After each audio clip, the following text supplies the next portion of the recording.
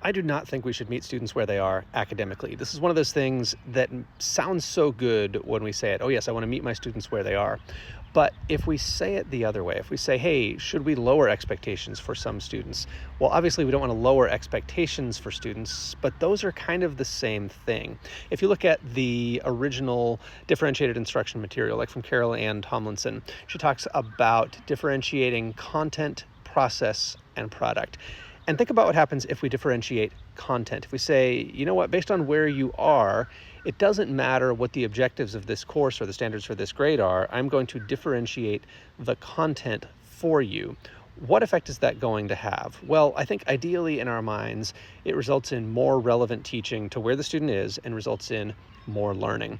But I think what actually ends up happening is the student never gets exposed to grade level material. And over time, if you have a student who is behind year after year, those gaps just accumulate because the student is never being taught grade level material. They're constantly being met where they are and being taught below grade level material.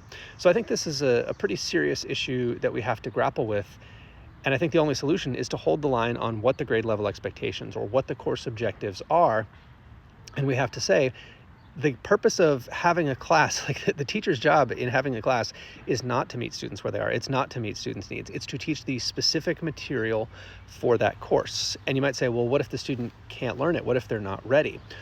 Well, that doesn't mean that you should just ruin the course and not teach what you're supposed to teach in it. Like, no, you can't solve all problems through differentiation. Like, this gets back to the differentiation conversation. We like saying just differentiate because it's free.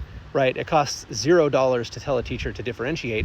It might cost $15,000 to actually add a math support class for the kids who need it. It might cost $15,000 to add a reading lab class for the students who need it. It might cost $75,000 to hire an interventionist to work full time and pull kids out and give them extra support.